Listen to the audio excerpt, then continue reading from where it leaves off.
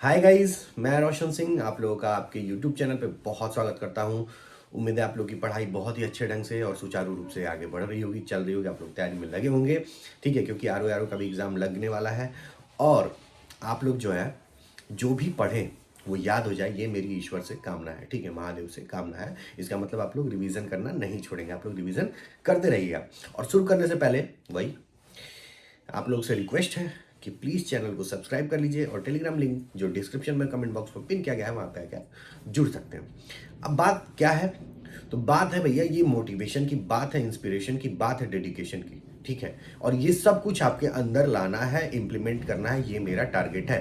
क्योंकि ये क्वेश्चन मेरे से पूछा गया कि भैया ये बता दो, भाई ये बता दो कि मैं फोकस्ड नहीं कर पा रहा हूँ तो कैसे फोकस्ड करूँ। मतलब कि देखिए, एक क्वेश्चन है कि मैं लेखपाल में अच्छा नंबर स्कोर किया हूँ, इन द सेंस कि 80s में मेरे नंबर्स हैं। तो 80s वाले नंबर जो है वो कंफ्यूजिंग है। क्यों कंफ्यूजिंग है? कि बच्चा जो है 80s में ये सोच रहा है कि सिलेक्शन होगा कि नहीं होगा, होगा कि नहीं होगा। और इसी संशय में आगे जो पढ़ने वाला बच्चा है वो तैयारी नहीं कर पा रहा, समीक्षा अधिकारी एंड ऑल जो भी एग्जाम आगे लगे हुए हैं उनकी तैयारी नहीं कर पा रहा। तो एक क्वेश्चन ये है कि कैसे फोकस्ड करें, और दूसरा क्वेश्चन ये है कि भैया ये बताइए कि वो कैसे अभ्यर्थी होते हैं जिनको पहले ही पता होता है कि ये एग्जाम मेरा निकल जाएगा। कैसे पता होता है? तो देखिए, पहले मैं कवर करता हूं आपका दूसरा क्वेश्चन। तो देखिए कैसे पता होता है। तो देखिए, उसके लिए मैं 3 तरह के अभ्यर्थियों को डिफाइन करता हूं एकदम इन शॉर्ट में। एक अभ्यर्थी जो टाइम टेबल बनाते हैं और कुछ नहीं पढ़ते हैं, कारण जो भी हो, अपरिहार्य कारण, घर में बिजी इन ऑल, दोस्तों के साथ चाय पीना, टफरी पे मतलब गेड़ी मारना, ऐसे वैसे जो भी करना।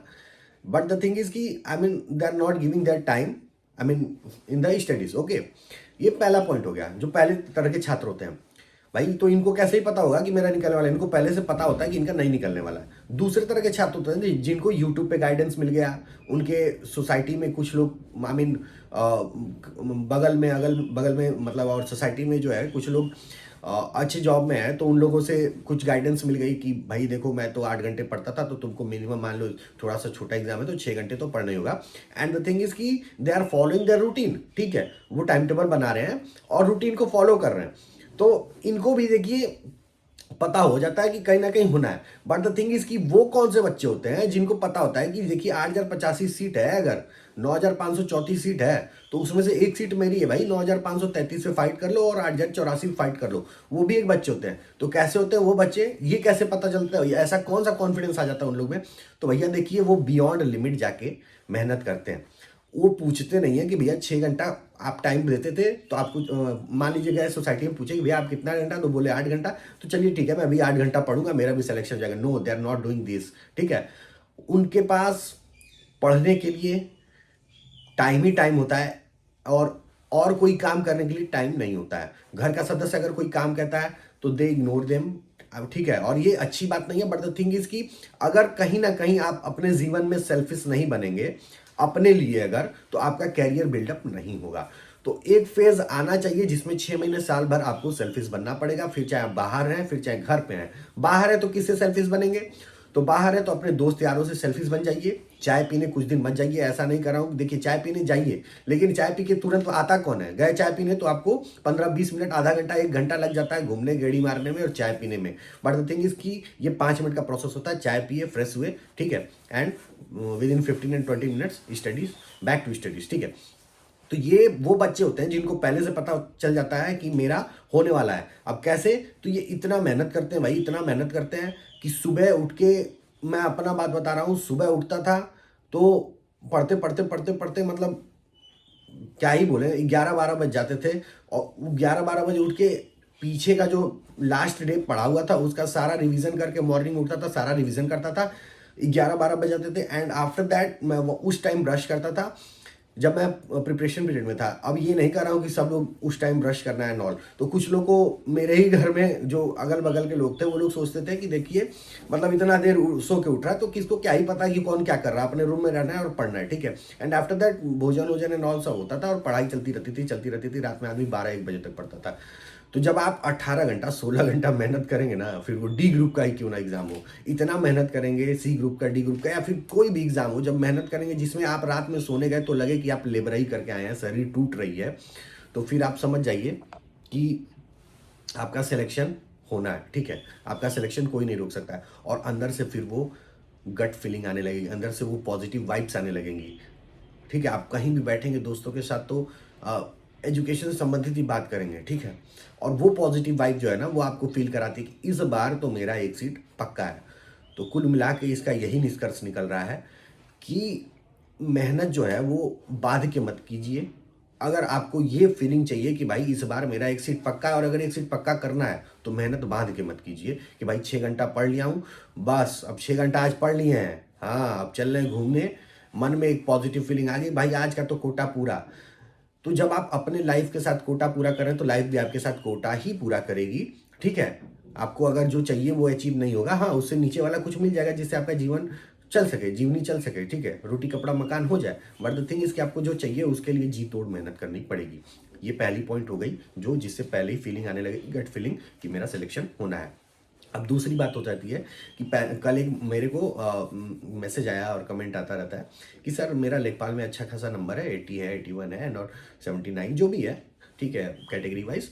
बट द थिंग इज़ कि मैं जो है रिजल्ट का वेट करते करते आगे के एग्जाम्स पे फोकस नहीं कर पा रहा हूँ। उधर पढ़ता हूँ तो इधर जो है मुझे लगता है कि कहीं ना कहीं देख लूँ रिजल्ट, थोड़ा सा यूट्यूब पे देख लूँ एंड ऑल ऐसे, ठीक है। तो देखिए मैं आप लोग को बताता हूँ, मेरे जो भी भाई बहन सब्सक्राइबर हैं, शुरू भाई देखिए यहाँ तक आया हूँ और दरोगा जी के साथ आप लोग जुड़े भी हुए हैं, आपके छोटे भाई के साथ आप लोग जुड़े हुए हैं, तो प्लीज़ अभी तक चैनल को सब्सक्राइब कर लीजिए। इतना अच्छा अच्छा वीडियो आप लोग के लिए मैं लेके आता हूँ, ठीक है।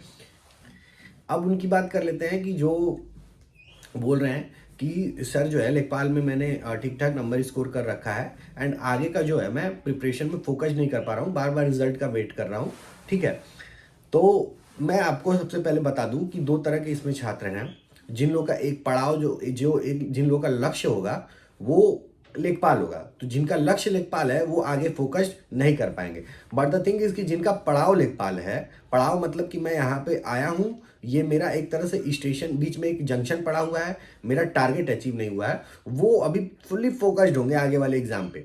तो आपको डिसाइड करना है अपने मन से, अपने दृढ़ संकल्प से, अपने अंतरात्मा से पूछिए कि क्या लेखपाल मेरा टारगेट था, लेखपाल मेरा गोल था, ठीक है, जो मुझे अचीव करना था मैं अचीव कर लिया हूं लगभग लगभग, या फिर लेखपाल एक पड़ाव है, ठीक है, जो जिसके सहारे, जिसका मतलब जिस स्टेशन, जिस जंक्शन पे रुक के और मैं आगे का सफर तय करूंगा, ठीक है।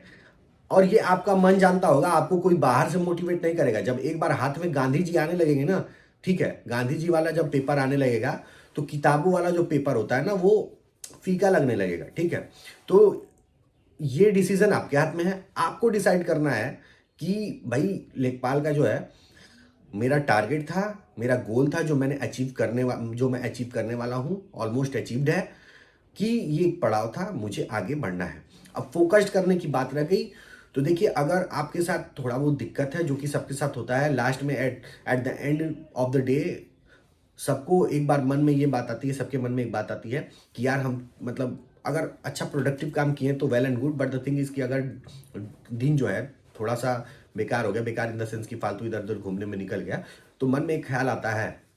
जो पढ़ने वाले अभ्यर्थी होंगे वो रिलेट कर पाएंगे, कमेंट करके मुझे बताएंगे कि यार आज का दिन खराब हो गया, अब क्या करें, रात में कोप अप कर ले, रात में कवर अप कर ले, क्या कैसे मैनेज करें, ऐसे करके वैसे करके, ठीक है, ऐसा सब ख्याल आ रहा है तो आप राइट ट्रैक पे हैं, ठीक है। अब बात रह गई फोकस्ड की, तो देखिए आप जो निकलते हैं ना घर से, वहीं पे बैरिकेटिंग लगाना शुरू कीजिए। आपका जो पैर है ना वो घर से नहीं, कमरे में बैरिकेटिंग लगाना शुरू कीजिए और कमरे में लिमिटेड संसाधन रखिए जो आपको आपके लक्ष्य तक बढ़ाने, लक्ष्य तक पहुंचाने में जो है मतलब सहायता करे। उन संसाधनों के साथ बैठिए, ठीक है। और मैं ये नहीं कर रहा हूँ कि अपने आप को बांध के रखिए, ठीक है, लेकिन कोशिश करिए थोड़ा थोड़ा थोड़ा, और कम से कम घर से बाहर कदम मत ही रखिए। वीकेंड्स पे निकलिए, संडे को निकल के घूम लीजिए। मैं ये बता रहा हूँ क्योंकि मैं अपने ऊपर इंप्लीमेंट कर चुका हूँ, ठीक है। डेली डेली निकलेंगे तो यकीन मानिए आप 10 मिनट निकलेंगे, 10 मिनट के लिए 2 घंटा 3 घंटा से पहले नहीं लौटेंगे, 2 घंटा 1.5 घंटा 2 घंटा लग ही जाएगा, ठीक है। जाएंगे, एक दोस्त मिलेगा, 2 दोस्त मिलेगा और टाइम एकदम यूं उड़ जाएगा फटाक से। तो आप अपने आप को ऐसे मानिए और संडे को जाइए, या फिर पर डे आप 5-10 मिनट 20 मिनट के लिए मंदिर जाइए। फिर अगर दोस्त कुल मिला के ना देखिए, जो संगत के साथ आप जाएंगे, मैं ये नहीं कह रहा हूँ कोई बुरा है अच्छा है, सारे दोस्त अच्छे होते हैं, सारे दोस्त हर तरह के दोस्त अच्छे होते हैं, बट द थिंग इज़ कि आपको अपना टाइम मैनेज करना है, सेल्फिश बनना है। तो आप मंदिर जा सकते हैं। अब मंदिर में दो तरह से लोग पूजा करते हैं, एक गए और साधना किए और कपाट नहीं खुला है आजकल का। अब मान लीजिए आजकल के मतलब क्या बोलते हैं, जो पूजा करने वाले लोग हैं उनकी बात मैं करता हूँ, कपाट नहीं खुला है तो दूर से ही बाबा को प्रणाम, बजरंग बली को प्रणाम, एक ऐसे होता है। और एक साधना ऐसे होती है कि आप जाएं, ठीक है, और मैं जैसे बात कर रहा हूँ संकट मोचन मंदिर की बात करेंगे तो वहाँ पे मतलब n number of Hanuman Chalisa वहाँ पे रखे हुए हैं। तो वहाँ पे जो लोग अपने आस्था से जाते हैं वो हनुमान चालीसा उठाते हैं, बैठते हैं, हनुमान चालीसा पढ़ते हैं, ठीक है, और आराम से हनुमान चालीसा पढ़ने के बाद माथा टेकते हैं, ठीक है, और फिर एक दो परिक्रमा करके मतलब 15-20 मिनट का अपना जो है पूरा टाइम स्पेंड करके, जिससे पॉजिटिव वाइब्स, पॉजिटिव फीलिंग्स जो है आपके पूरे मतलब शरीर में संचारित होने लगती हैं। और फिर आप जाइए, फिर थोड़ा वो चाय पानी कीजिए और बैठ जाइए पढ़ाई पे। और ऐसे पढ़ाई करेंगे ना तो फोकस्ड भी रहेंगे और गोल भी अचीव होगा। तो उम्मीद है आप लोग समझ गए होंगे कि मैं क्या बात कर रहा था, क्या समझा रहा था, और आप लोगों को बहुत आगे चलना है, बहुत आगे जाना है। तो thank you so much. Please channel को सब्सक्राइब कर लीजिए, ठीक है, और दरोगा जी के साथ जुड़े रहिए, अपने भाई के साथ जुड़े रहिए। Please subscribe and support.